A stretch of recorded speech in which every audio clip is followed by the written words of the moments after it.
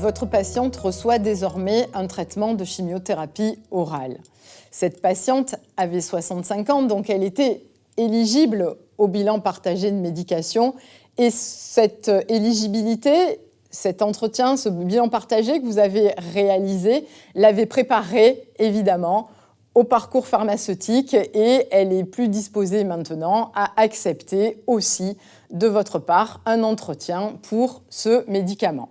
Évidemment, toutes nos patientes ne sont pas éligibles au bilan partagé de médication et n'auront donc pas eu cette étape préparatoire, on va dire, qui les a familiarisées avec l'entretien pharmaceutique. Prenons le cas donc d'une patiente qui viendrait vous présenter une ordonnance de chimiothérapie orale pour la première fois.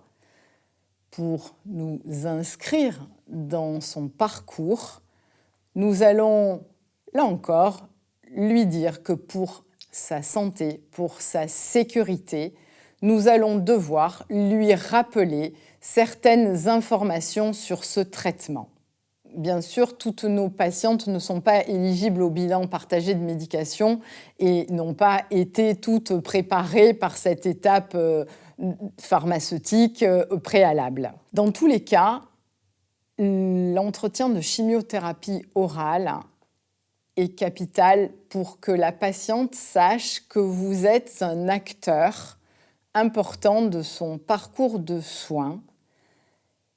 Et quand vous allez lui proposer, vous allez lui rappeler que ce service est évidemment 100% pris en charge par la sécurité sociale, qu'il se passera tout au long de son suivi, qu'il vous permettra de transmettre des informations importantes avec son accord, avec son médecin, avec les équipes hospitalières, sur la manière dont elle vit ce traitement, sur ses effets indésirables, sur les problèmes qu'elle peut rencontrer.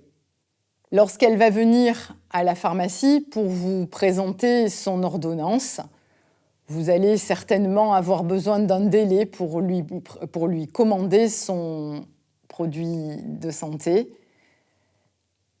C'est l'occasion pour vous de vous rendre sur le site de l'URPS Pharmacien PACA pour retrouver des liens qui vous conduiront vers des informations pour vous, mais aussi des fiches à transmettre à votre patiente. Alors, comment lui présenter l'entretien ? Deux options se présentent. Soit à l'hôpital, on lui a déjà parlé de ce médicament, soit on ne lui en a pas parlé. L'idée ici, c'est de savoir ce qu'elle en sait déjà. Donc, vous pouvez lui demander « Qu'est-ce que vous savez sur ce médicament ?» Vous reprenez avec elle les conseils de bon usage, les modalités de prise, vous vous assurez de sa compréhension lors de cette étape de dispensation.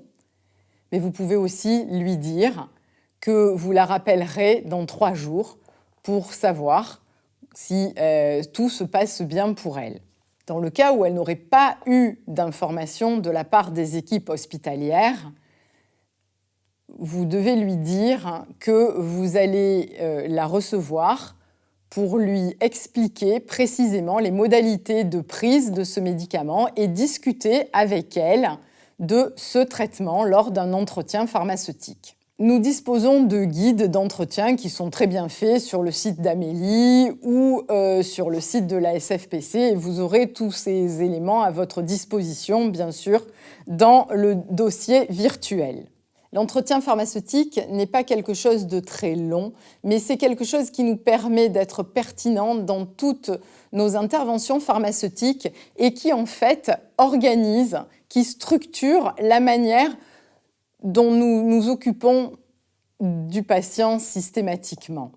Nous vous mettrons également à disposition un support qui vous permettra de grader les effets indésirables et d'accompagner la patiente lorsqu'elle viendra vous dire qu'elle ressent tel ou tel effet et pour soit l'accompagner avec des produits de santé que nous pouvons dispenser sans ordonnance, soit contacter un médecin, soit contacter des services d'urgence.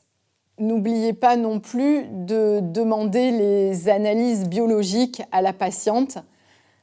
Elles sont utiles aussi pour savoir si nous pouvons ou pas recommander un médicament. La structuration de ces entretiens nous permet de donner un repère supplémentaire aux patientes et également d'être l'interlocuteur des équipes médicales. En conclusion, je serais tentée de vous dire que si nous ne faisons pas ces entretiens dont les patients ont besoin, ces entretiens en oncologie avec des médicaments qui nécessitent un suivi ambulatoire important, eh bien, ces entretiens se feront quand même par d'autres corps professionnels, peut-être des infirmières de pratique avancée, peut-être des pharmaciens hospitaliers, et je pense que ce serait regrettable pour tout le monde. Pour les patients en premier, parce qu'ils perdraient la proximité, l'accessibilité, la connaissance de leurs pharmaciens qui sont nos atouts majeurs. Et ce serait également dommage pour nous, pharmaciens d'officine, qui ouvririons nous-mêmes la porte à des non-dispensing pharmacistes, des pharmaciens qui deviendraient des salariés de structures, de maisons de santé, de centres médicaux, et qui, eux, dispenseraient ces entretiens aux patientes pour pouvoir assurer un suivi de ces médicaments.